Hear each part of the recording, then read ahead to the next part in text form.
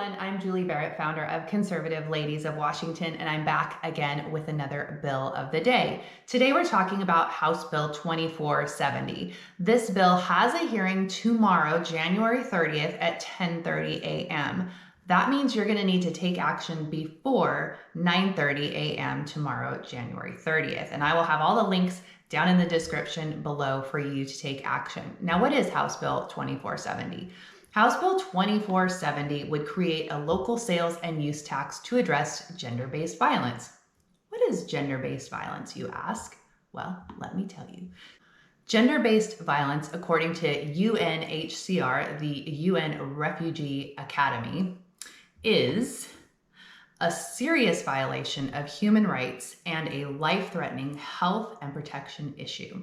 It refers to harmful acts directed at an individual based on their gender.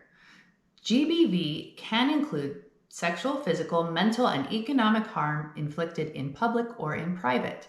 It also includes threats of violence, coercion, and manipulation. Now, this sounds a lot like a lot of policy that we're hearing about as of late with like hate crimes and bias incidents. They're based on perception. They are not based strictly on facts of the crime committed.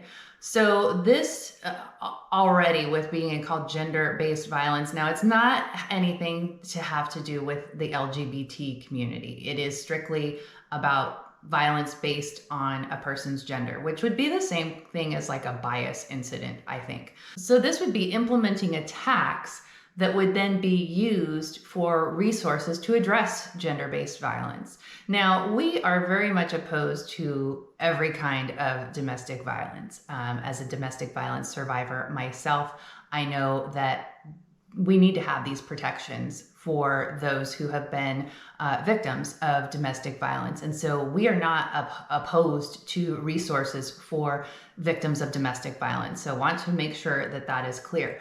However, in 2022, a bill was passed. It's House Bill 1901.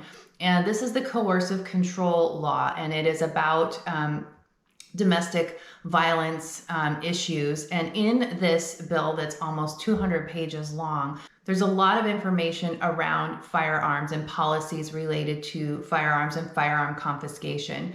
And coercive control is also about perception, and it defines abuse as like one of the things defined in this policy from 2022 is if a parent doesn't allow their child to participate in extracurricular activities after school, this could be part of coercive control.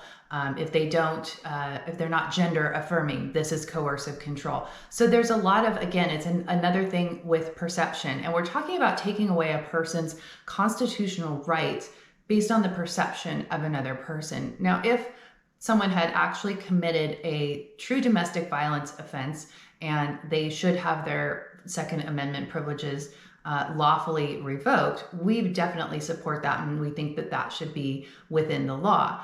However, just based on perception, I think that leaves a lot of room for abuse of policies like this. And so when we look into this House Bill 2470, we are looking at a couple of line items that are particularly troubling.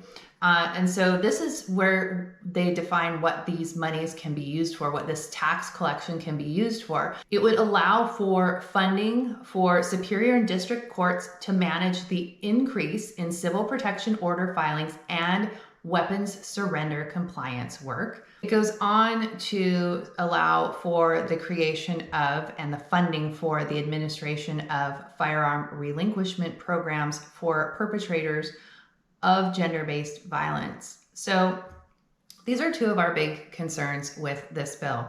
And as I mentioned before, legislation is like a web or a puzzle. No one policy really ever stands alone. It's usually working to come in and supplement existing policy, or it's going to work with other policy that's currently moving around or that's coming in a future session. And so when we look at bills, we always want to look at how do they play with other bills. And so when I saw this one, it really triggered my memory of House Bill 1901 from 2022. And I've got that bill text linked in the description for you below if you want to go look at it. for yourself. But this is very concerning when you put a constitutional right and the idea that we're going to allow for more funding for firearm relinquishment programs. Is that currently a problem that there's not enough funding for that? Are they anticipating that it's going to become a greater problem?